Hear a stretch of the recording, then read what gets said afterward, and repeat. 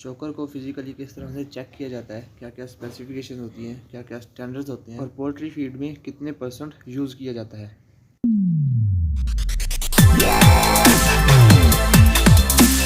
अस्सलाम वालेकुम, कैसे हैं आप सब। उम्मीद है कि सब खैरियत से होंगे। तो यार आज फिर से एक दफ़ा फीड मिल में मौजूद हूँ उन भाइयों के लिए जो पोल्ट्री फार्मिंग से रिलेटेड हैं और अपने बर्ड की फीड खुद तैयार करते हैं। अब जिनको ये नहीं पता, फीड फॉर्मुलेशन के लिए जो रॉ मटीरियल सेलेक्ट किया जाता है उसके स्टैंडर्ड्स क्या होते हैं, क्या क्या स्पेसिफिकेशन होती हैं और फिज़िकली हम किस तरह से चेक कर सकते हैं और बर्ड को कितने स्टैंडर्ड पे रॉ मटीरियल रिक्वायर्ड होते हैं। तो आज की इस वीडियो में भी आप लोगों के साथ जिस मटेरियल के बारे में इंफॉर्मेशन शेयर करूंगा वो है व्हीट ब्रांड, जिसे चोकर भी कहते हैं। अब मोस्टली जो चोकर है वो लार्ज एनिमल में ज़्यादा इस्तेमाल किया जाता है as compare to poultry bird. Poultry में उस वक्त चोकर को ज़्यादा इस्तेमाल करेंगे जब बर्ड को मोल्टिंग पे लगाया जाता है। अब मोल्टिंग क्या है? मोल्टिंग एक अलग प्रोसेस है, उसके बारे में भी मैं आप लोगों के साथ एक अलग से वीडियो बना के शेयर कर दूँगा। तो अभी जस्ट बात करता हूँ रॉ मटीरियल के बारे में। तो जो चोकर है, अब उसके क्या क्या स्टैंडर्ड्स होते हैं, क्या क्या स्पेसिफिकेशन होती हैं, बर्ड के लिए जो आइडियल स्टैंडर्ड्स होते हैं वो क्या क्या होते हैं, वो सारी चीज़ें आप लोगों के साथ शेयर करूँगा। तो जो लोग चैनल पर नए हैं वो चैनल को सब्सक्राइब कर दीजिए और बेल के आइकन को लाजमी प्रेस कर दीजिएगा ताकि आपको आने वाली हर नई वीडियो मिल सके। तो अब करते हैं जी वीडियो शुरू बिना वक्त ज़ाया किए हुए। तो बात करता हूँ व्हीट ब्रांड के बारे में और चोकर के बारे में। अब बेसिकली जब बर्ड को मोल्टिंग पे लगाया जाता है तो उसमें दो मटीरियल हैं जो वो सबसे ज़्यादा क्वांटिटी में इस्तेमाल कर दिए जाते हैं। एक तो राइस पॉलिश और दूसरा चोकर। अब राइस पॉलिश को फिज़िकली किस तरह से चेक करते हैं वो मैंने अपने चैनल पर पहले ही वीडियो अपलोड कर दी है, तो जिन भाइयों ने वो नहीं देखी वो भी जाकर देख लीजिए, मैं उसका लिंक डिस्क्रिप्शन में ऐड कर दिया है। तो अब बात करता हूँ चोकर की। तो यार जो चोकर है इसको बेसिकली फ़ाइबर सोर्स के लिए पोल्ट्री बर्ड की फीड फॉर्मेशन में इस्तेमाल किया जाता है, क्योंकि इसमें फ़ाइबर की जो क्वांटिटी है, जो फ़ाइबर का लेवल है, वो जितने भी रॉ मटेरियल होते हैं उन सबसे ज़्यादा होता है। तो अब लेयर की फीड में जो चोकर इस्तेमाल किया जाता है वो हाई फाइबर सोर्स होता है। तो बर्ड की फीड को डाइल्यूट करने के लिए, उसकी प्रोटीन और एनर्जी की क्वांटिटी को कम करने के लिए फ़ाइबर बढ़ा दिया जाता है और बर्ड की फीड फॉर्मुलेशन में एनर्जी और प्रोटीन को कम कर दिया जाता है। तो फीड जो है वो बर्ड की काफ़ी ज़्यादा डाइल्यूट कर दी जाती है। अब जो चोकर है इसको लार्ज एनिमल की फीड में तो ज़्यादा अरसे तक इस्तेमाल कर सकते हैं, लेकिन इसको पोल्ट्री फीड में हम लॉन्ग टाइम तक इस्तेमाल नहीं कर सकते। वो इस वजह से कि इसमें एक तो विटामिन ए कम होता है और दूसरा बायोटीन कम होती है, जिसकी वजह से हम इसको ज़्यादा देर तक बर्ड की फीड फॉर्मुलेशन में इस्तेमाल नहीं कर सकते।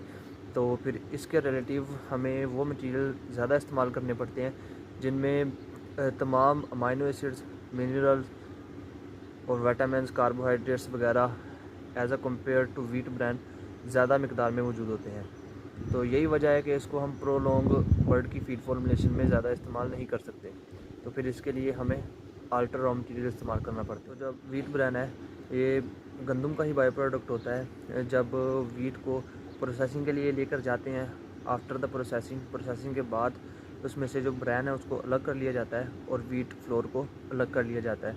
अब एक तरह से व्हीट ब्रांड को प्रोटेक्टिव लेयर भी बोल सकते हैं, मतलब कि जो गंदम के ऊपर एक छिलका सा होता है उसी को ब्रांड बोला जाता है, जो कि गंदम को जर्म्स और बैक्टीरिया से बचा के रखता है। अब किसी हद तक चोकर में भी जर्म्स मौजूद होते हैं और इनके अंदर जो जर्म्स का लेवल होता है वो तकरीबन 2.5% तक मौजूद होता है। तो अब इसको फिज़िकली किस तरह से चेक करते हैं वो आप लोगों के साथ शेयर करता हूँ। तो आप लोगों को बताता चलूँ, इस वक्त मैं जिसके ऊपर बैठा हूँ वो भी चोकर के ही बैग्स हैं। तो आपको मैं दिखा देता हूँ, ये जितने भी बैग आप लोग देख रहे हैं ये सामने लगे हुए हैं नीचे, ये तमाम चोकर के बैग हैं। तो अब इनको फिज़िकली किस तरह से चेक करते हैं वो आप लोगों के साथ शेयर करता हूँ। तो अब ये सामने आप जितने भी बैग देख रहे हैं ये तकरीबन तमाम जो हैं वो चोकर के बैग पड़े हुए हैं। तो अब सबसे पहले बताता हूँ कि चोकर के जो आइडियल स्टैंडर्ड्स होते हैं, जो स्पेसिफिकेशन होती है वो क्या क्या होती हैं। तो सबसे पहले बात करता हूँ प्रोटीन की। एक अच्छी किस्म की चोकर में जो प्रोटीन का लेवल है वो तकरीबन 14 से 16% के दरमियान में होता है और एनर्जी 1300 से 1400 किलो कैलोरीज होती है। उसके अलावा इसमें जो फ़ैट का जो कंटेंट है वो 4 से 5% होगा और इसके अलावा जो फाइबर का कंटेंट है वो तकरीबन 11 से 13% के दरमियान में होगा और इसमें जो मॉइस्चर लेवल होना चाहिए वो तकरीबन 14 से बिलो होना चाहिए।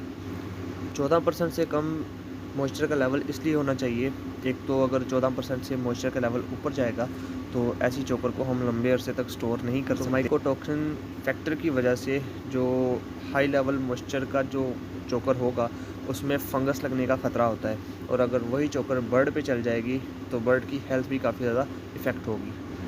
अब जो चोकर है वो भी तकरीबन 2 तरह का होता है, एक होता है बारीक चोकर और एक मोटा चोकर। सामने आप लोगों को 2 बैग नज़र आ रहे होंगे। अब इसमें एक में जो मैं आपको दिखा रहा हूँ ये बारीक चोकर है। अब बारीक और मोटे चोकर की जो स्पेसिफिकेशन होती हैं वो तो तकरीबन सेम होती हैं, लेकिन मोस्टली जो पोल्ट्री बर्ड में हम यूज़ करवाते हैं वो मोटा चोकर यूज़ किया जाता है एज़ कम्पेयर टू बारीक चोकर। तो बारीक चोकर को हम ज़्यादा इस्तेमाल नहीं करते। तो पोल्ट्री फीड में सबसे ज़्यादा जो है वो मकई इस्तेमाल की जाती है, लेकिन मकई के बाद मोल्टिंग के दौरान जो मटीरियल इस्तेमाल किया जाता है वो राइस पॉलिश और चोकर ही को इस्तेमाल किया जाता है as a rich fibre source. और चोकर को हम पोल्ट्री फीड में तकरीबन 23 से 30% इस्तेमाल कर सकते हैं। उसके बाद सामने जितने भी बैग पड़े हैं ये सारे राइस पॉलिश के बैग पड़े हैं। अब इन दोनों की अपीयरेंस में तो तकरीबन सेमनेस होती है, एक ही तरह की होती है, लेकिन इनमें जो डिफरेंस होता है एक तो फ़ैट का डिफरेंस होता है। जो राइस पॉलिश होती है उसमें जो फ़ैट है वो as compare to wheat bran थोड़ा ज़्यादा होता है, लेकिन इसमें जो फाइबर का कंटेंट है वो as compare to wheat bran थोड़ा कम होता है। चोकर में जो फाइबर है वो थोड़ी ज़्यादा मौजूद होती है। तो ये थी यार आज की वीडियो चोकर के बारे में, रॉ मटेरियल के बारे में, सिंपल सी इन्फॉर्मेशन जो मैंने आप लोगों तक कन्वे कर दी। तो इंशाल्लाह मिलेंगे एक नई वीडियो में एक नई इन्फॉर्मेशन के साथ। तब तक के लिए अल्लाह हाफ़िज़ और दुआ में याद रखिएगा, और चैनल को ज़्यादा से ज़्यादा सब्सक्राइब कर दीजिएगा।